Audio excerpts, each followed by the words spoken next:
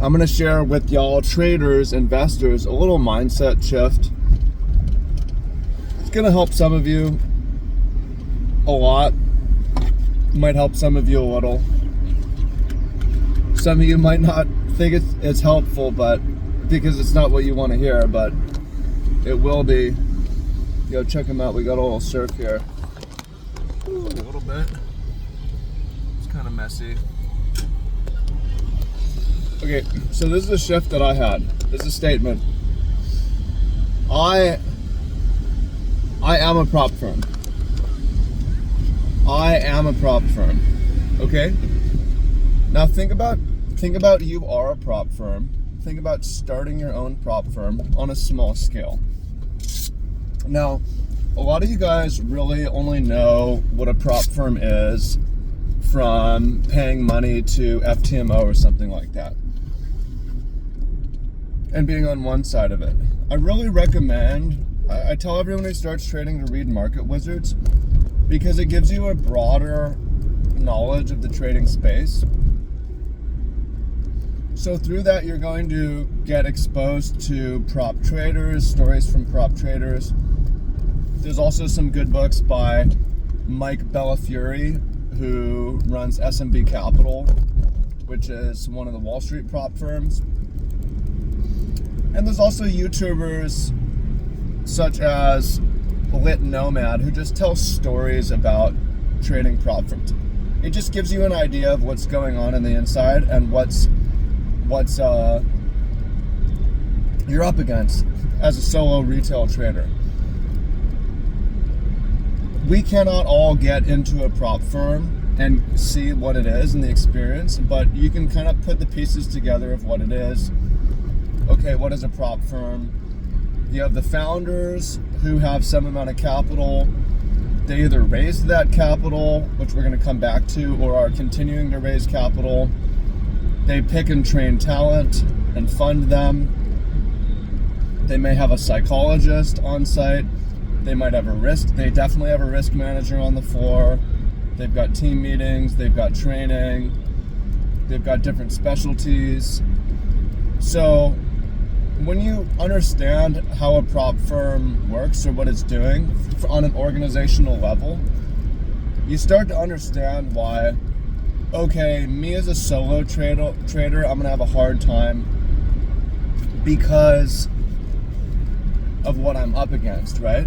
It's like, how am I gonna wear all these hats and do all these things? And this is what have been really preaching to you guys recently is being a solo trader is really difficult because of so many hats you have to wear. So the prop traders, or the prop firms, now start with the idea of that you are a partner or a founder. What does that mean?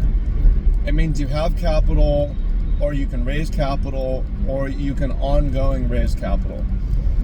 It's my belief that if you don't have capital in trading, you should choose a different business model and come back when you do have capital for trading. Capital for trading, I don't think there's a specific number. Some people will say you need 6 figures or you need at least 10, 20,000. Well, I think the main thing is you have extra money. So that extra money could be lump sum, or every month you're able to save $1,000 and you're able to throw that $1,000 in the account. But if you cannot do that, I don't think that trading as a business model really makes sense. There's lower capital business models that you could start that give you more consistent income. And trading is extremely capital intensive. So I mean, just to give you some examples, I'm on my way in to do a hiking tour today. I didn't take any money to start this business. I didn't get a new car, I already had one. I do need to pay gas, but just starting out, it was about $100 to make a website and get listed. And this tour is worth $500. And I'm paid consistently no matter how this tour goes. I also had an online business where I was doing a coaching service inside Magic the Gathering for tournament players. I also didn't, when it was time to start that business, yes, I had invested a lot of time and energy into building the skills, but I didn't spend any money to start that business. And it was less predictable, but I was getting paid for getting on the phone and talking with people. And any kind of phone call with a client, it was going to lead to money. Now trading, it takes a lot of money. It takes a lot of money, and there's no guarantee of making money, right? We talk about the S&P 500 does 7% a year. Okay, well, if you have $500, you're looking at a $35 return. And you could do more if you take insane risk, but now you're gambling and it's stressful. And if you need that money, so again, if you undercapitalize, choose a different business model, or focus on raising capital. And you can raise capital through a job, through a work, starting in a side hustle, something. Now, once you have a capital plan, you can think like the founder of a prop firm. Now, the founder of a prop firm, or a partner of a prop firm, the money that you have, it's an ongoing process. So you read Market Wizards. There's a good book called Pitbull. It's written by Marty Schwartz. He was a national champion trader.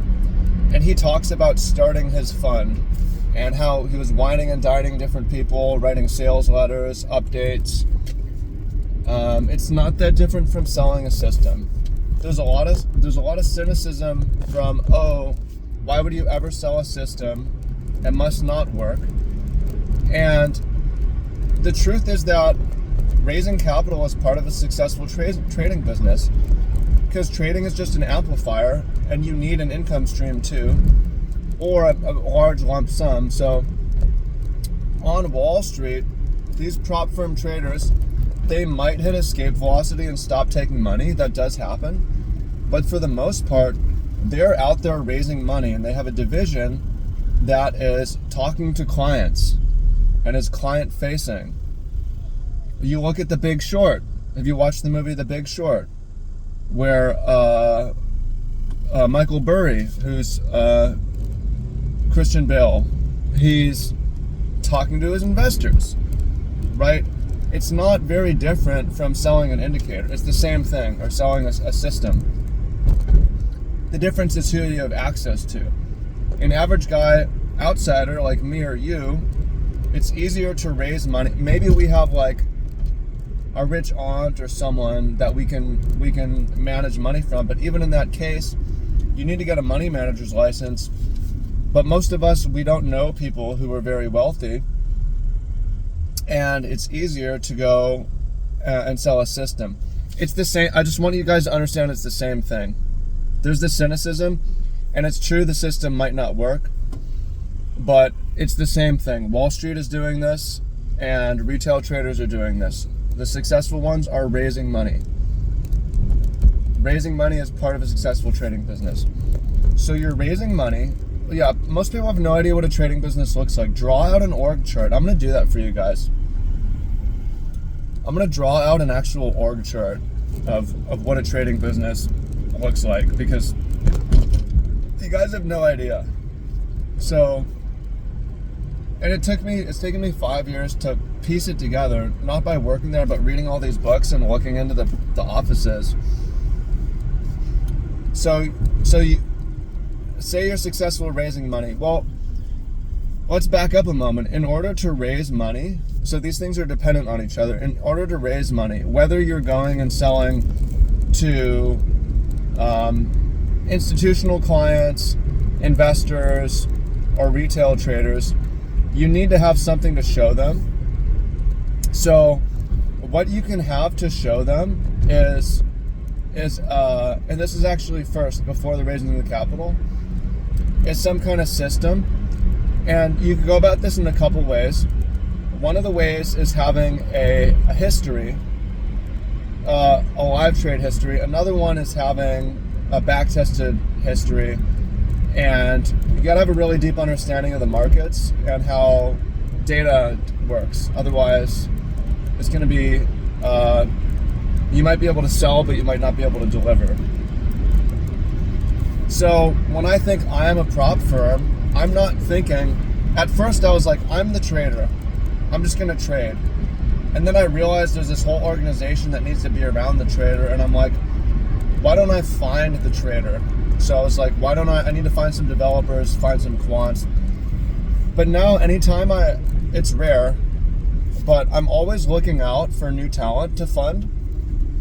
So I have my money, and I'm like, why don't I split it into different pieces and deploy it, give it to different people who have different strategies if they can prove to me. So I have people every once in a while who are like, hey, I'm really interested in algo trading too. I've been building these systems out. Here's my results. And I'm like, all right, I either want to fund you or I want you to sell me on funding you. Can you show me?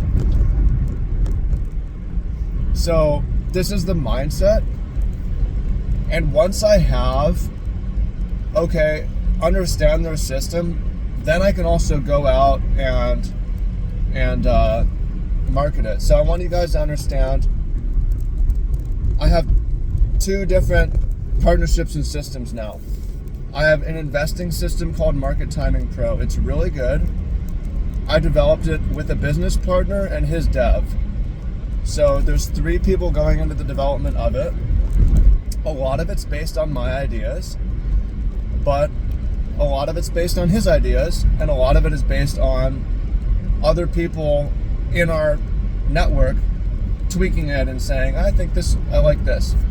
So that is a group effort. And now that we have the back test, we can turn and raise money to the public. And what do I do with the money that comes in? Use it to trade that system, right? And then I have another dev who, it's the same sort of thing. I give him ideas, and some of the ideas are his, but the code is all his.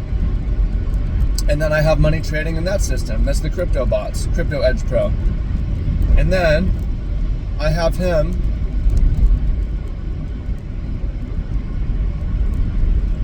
show the results, the backtest results, and then I go and communicate to the public to raise money.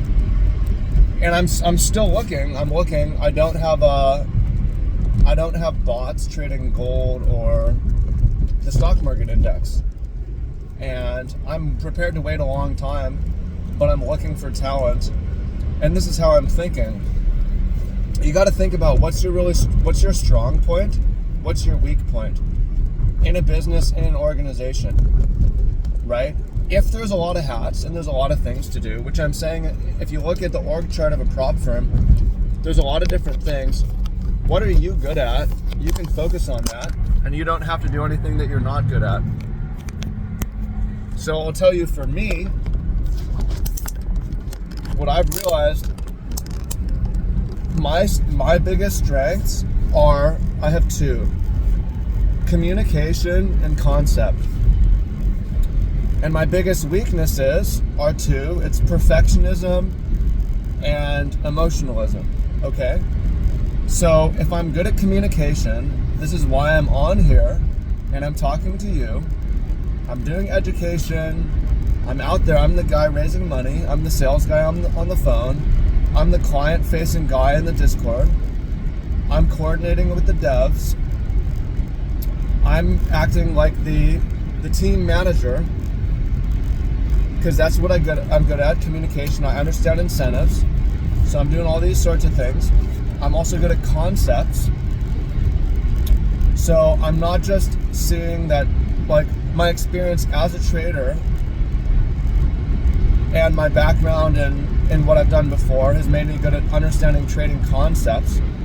So I can give these different concepts to our developers to give them ideas, and I can also give these concepts to I also have like a website and funnel guy. Like, give him these concepts, and I'm weak at perfectionism, so I should not be writing the code because that requires a lot of perfectionism.